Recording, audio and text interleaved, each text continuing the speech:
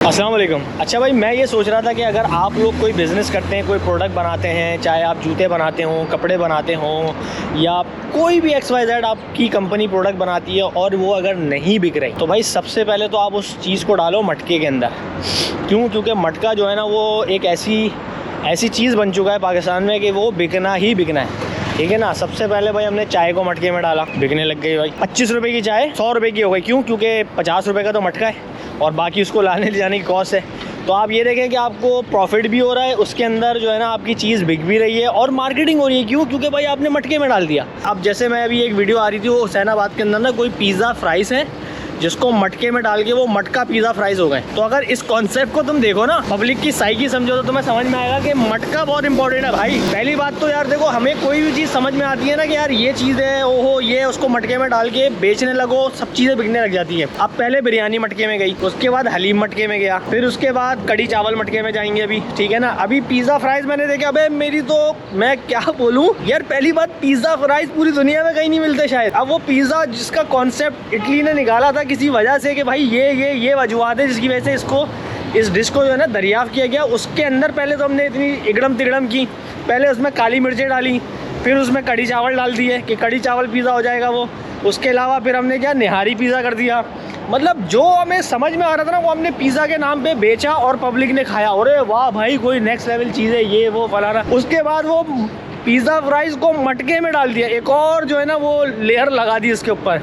तो अभी वो मटका जो है वो मेरे ख्याल से शायद वो दम पुख्त भी हो जाएगा आगे जाके ना, कि पिज़्ज़ा फ्राइज़ दम पुख्त मटका, और ये बिकेगा। तो भाई मैं ये सोच रहा कि यहाँ पे जितने भी लोग जो इस तरह की क्रिएटिविटी कर रहे हैं ना, तो भाई क्रिएटिव कॉम तो हम लोग बहुत हैं अल्हम्दुलिल्लाह। तो भाई कुछ पढ़ाई लिखाई या स्किल्स के अंदर भी मटके को डालते हैं कि भाई मटका इंजीनियर फला यूनिवर्सिटी दे रही है। ऐसे कोर्स बिकेंगे आपकी सोच है। और मटका अगर नहीं है ना तो फिर हमें शायद कोई दुनिया में रिकग्नाइज़ नहीं करेगा। तो मैं ये समझता हूँ कि भाई अगर मटका पाकिस्तान में बिक रहा है तो मटका पूरी दुनिया में भी बिक सकता है। तो भाई मटके को हमने पूरी दुनिया में आम करना है, अपने इस कल्चर को जो है ना वो प्रमोट करना है। और ये जो शहबाज शरीफ साहब आके कह रहे हैं ना कि यार IMF ने जो है ना वो हमने डॉक्यूमेंट उनको दिए, उन्होंने बोला नहीं भाई हमें आपका प्रपोजल अच्छा नहीं लगा, हम नहीं कर रहे। तो भाई आप एक काम करें, उस डॉक्यूमेंट्स को डालें मटके में और फिर प्रेजेंट करें उनके सामने। भाई ना उस बंदे ने आपको अरबों करोड़ों डॉलर दे दिए ना, बल्कि मेरे ख्याल से वो अपना कार्ड निकाल के ना, क्रेडिट कार्ड वो देगा आपको कि भाई ये ले, कोई एक्स्ट्रा चाहिए तो इससे भी निकाल लेना, कोई टेंशन की बात नहीं है, भाई है तू अपना। क्यों? क्योंकि हमने मटका बेचा। भाई कल्चर से दूर होंगे तो कहाँ से चीज़ें बिकेंगी। तो भाई पहले ही मटके में जो है ना सारी चीज़ें डॉक्यूमेंट ऑफिशियल जाने चाहिए और पूरी दुनिया के अंदर एक अलग मार्केटिंग होगी पाकिस्तान की। भाई पाकिस्तान से कोई ऑफिशियल डॉक्यूमेंट आते हैं तो वो मटके में आते हैं, मतलब दूर से ही लगेगा, यानी कि फाइल्स रखी होंगी ना तो उसमें अलग ही मटका चमक रहा होगा। देखो कितनी मार्केटिंग है। कुछ नहीं होगा, फेमस तो हो जाएगा पाकिस्तान, तो फिर 10 लोग आ जाएंगे इन्वेस्टमेंट करने के लिए। यार ये हमारे हुकूमत वाले सोच ही नहीं रहे, मतलब यार हद हो गई यार।